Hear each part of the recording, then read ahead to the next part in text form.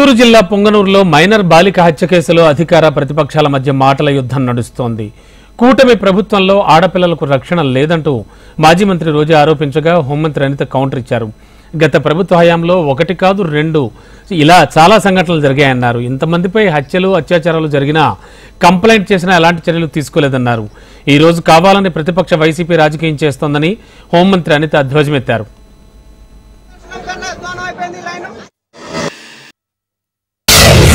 సొంత జిల్లాలో ఇలాంటి ఒక కిడ్నాప్ హత్య జరిగింది అంటే అది చంద్రబాబు నాయుడు గారి అసమర్థత కాదా, ఈ ప్రభుత్వం అసమర్థత కాదా అని నేను అడుగుతున్నా.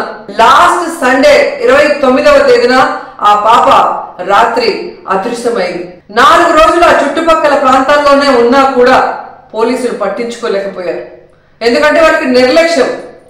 తల్లిదండ్రులు కంప్లైంట్ ఇచ్చినా పోలీసులు పట్టించుకోకపోవడం వల్ల ఆ అమ్మాయి ఆ ఇంటికి 4 కిలోమీటర్ల దూరంలో ఉన్న సమ్మర్ స్టోరేజ్ లో శవమై తేలింది అంటే మరి హోంమంత్రి ఏం చేస్తున్నట్టు, ఈ ముఖ్యమంత్రి ఏం చేస్తున్నట్టు, ఈ డిప్యూటీ ముఖ్యమంత్రి ఏం చేస్తున్నట్టు నేను అడుగుతున్నాను.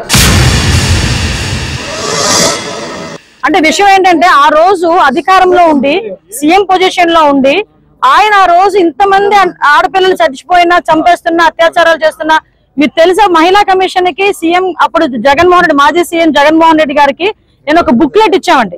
ఇంతమంది అమ్మాయిలను చంపేశారు, ఇంతమంది అమ్మాయిల మీద అత్యాచారాలు జరిగినాయి, మీరు ఎటువంటి యాక్షన్ తీసుకుంటున్నారంటే ఒక్క రోజు దాని గురించి మాట్లాడే సందర్భం లేదు.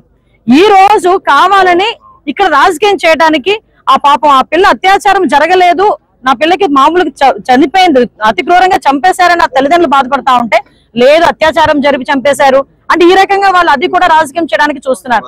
కేవలం రాజకీయాలకి చావుల్ని కూడా రాజకీయాలకు ఉపయోగించుకునే పరిస్థితి వైఎస్ఆర్సీపీలో ఉంది తప్పించి